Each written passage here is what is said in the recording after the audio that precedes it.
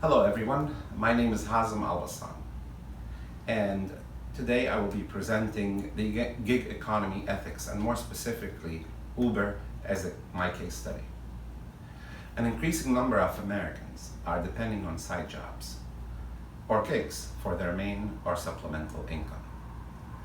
And while technology companies such as Uber, Lyft and Fiverr make this type of independence more accessible, there is still a downside to it. Ride-sharing jobs aren't the only gig opportunities that companies are enticing employees into. Whether we like it or not, the gig economy is becoming an influential sector of the American workforce.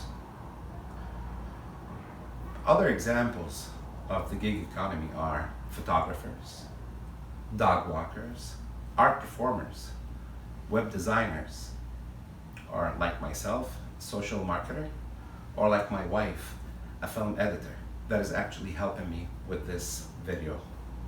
However, Uber will be the main focus for this presentation. Uber seem to make their money mostly on the fact that these are not their full-time employees, that they are independent contractors. And that extends to a lot of other companies in the gig economy as well. The greater Chicago area, with a population of about 10 million people, one of the largest and most influential cities in the world, with all the perks that comes with it, home of the first skyscrapers in the world, a crossroads of the US industrial backbone, suddenly became a ghost town with empty streets, with no signs of life in sight. Just looks like a post-apocalyptic movie. Chicago became dead. Chicago was brought to its knees with the global novel coronavirus pandemic. Now the city and its businesses and its people are closed until further notice. The coronavirus pandemic has forced many gig workers into the forefront of the economy. While many Americans are observing the guidelines and staying at home, Uber drivers and other service providers are still forced into going out to work to put food on their table and pay their bills without the protection of the unemployment benefit. My name is Todd Holtzberry, and I've been driving for Uber and Lyft for about the last 6 months or so now. I haven't driven for a couple days because I started feeling some anxiety about it, to be honest. I think the people who are doing it for a couple extra bucks in their pocket are probably going to stop. The people that are doing it to pay bills don't have any choice. Lyft and Uber are having their workers playing Russian roulette with the lives of many families and members of the general public. That is just fundamentally wrong. I'm fully aware that I'm more exposed to risk than most other members of the public simply because I'm spending my entire day with complete strangers in very close proximity without any significant protections.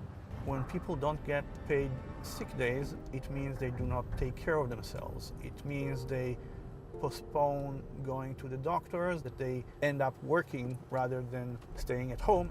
If I don't work, I can't pay my bills, period. Every single day I speak to drivers. They either know a driver who passed away, a driver who's been really sick, or a driver who is still sick. The TFL don't care, the government don't care, Uber don't care. I've had a lot of drivers who passed away. 3 of them are really friends, close friends of mine who I've known personally. One of the driver I know, I actually met him, I think literally about 2 weeks before he passed away. He said, I asked him, why you didn't stop? He said, I can't stop. I've got to pay for the car, for the finance. He had to pay insurance, he's got rent. 2 weeks later, I got the news that he passed away. Driver is not safe, a passenger is not safe. I don't have a clear guideline on a number of passengers I could pick up. I could have 5 passengers. One of them would sit next to me, and the other 3 would sit at the back.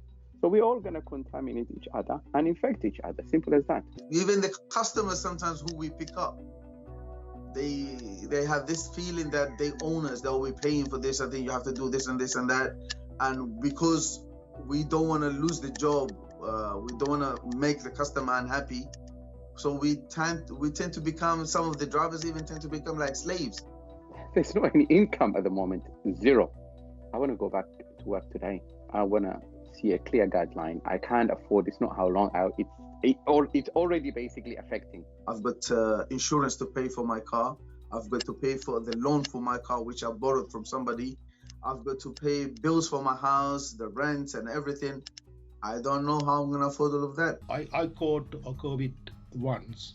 I don't know, I will get again, or I am immune, or I have antibodies. I don't know. I didn't have a test. Nobody from Uber called me, driver, you okay?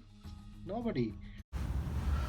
When I proposed this study in week 2, the state of Illinois did not yet implement the CARES Act that included a new rule to grant independent contractors unemployment benefit for the time of the pandemic. During that time, workers, and specifically Uber drivers, were forced to go out and try to make some money from a non-existing or barely existing customer base. I personally know an immigrant Uber driver that had to go out to work to put food on the table and contracted the coronavirus and passed away from complications because he did not have the unemployment benefits. He had to go to work. The danger was not only to himself and his family, but also to the limited daily customers that he might pick up along the way. The question that needs to be asked: is there a level of responsibility that Uber has toward their drivers? And is Uber their de facto employer? In reality, companies such as Uber, able to use people as a workforce that are not their direct employees in new ways that they might not have been able to get away with before. The definition of employee, according to the Department of Labor's website, is ambiguous at best. Yet the fourth rule of it says, the nature and degree of control by the principal may imply that Uber has a control over the drivers, which means they might be really employees. Uber also has passengers rating the drivers and use that to understand if the drivers is not meeting their expectations and then get kicked off of the Uber system. So instead of having the manager decide who gets fired or not, which would likely suggest that they are Uber employees and that we are misclassifying them, the decision that the rider makes through the phone and in turn through the overall algorithms of Uber. So the bottom line is that it is extremely debatable, and there are a lot of court cases around the topic of are they employees or not, that have gone different ways. But regardless, technology has made it possible to manage independent contractors in ways that could not be done before. When we analyze the Uber case and then apply what we have learned throughout this course to what we just heard, we will look first at the Friedman's shareholders model. Friedman's shareholder model, which is defined as the only goal of a business is to profit. So the only obligation that the business person has to maximize profits of the owner or the shareholder. According to this model, Uber is not ethically wrong for not offering benefits to its driver workforce. They are doing what is best for profits by denying drivers the regular employment benefits. Thus, expanding their workforce generates more revenue for the company.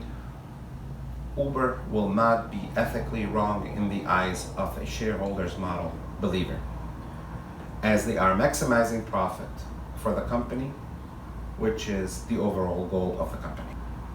On the other hand, when we look at the Freeman stakeholders model, according to Freeman's stakeholders model, the business and the executives who run them should create value not only for shareholders, but also for their employees, suppliers, customers, and communities. Furthermore, a business needs to create and manage and maintain a relationship benefiting all stakeholders for it to thrive. In this case, Uber did not create value to its drivers, although they are the core of their business.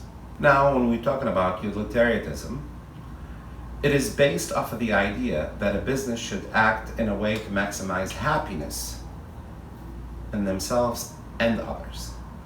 If a utilitarian were to analyze the issue with Uber, then they would not agree with the actions of the company. The actions of the company did not make everyone who was involved happy. The drivers were told that they are businessmen and businesswomen, implying that they would make more money if they drive for Uber than if they were for a traditional job. A utilitarian would also not agree with the lack of benefits to Uber drivers, which leaves the drivers unhappy. The main issue that a utilitarian would have with the company is that there is no maximizing of happiness to others. They are only looking out for themselves by not being honest with the drivers and their well-being. When we talk about Kantianism is the belief that one must make decisions based off what the honest and moral decisions are.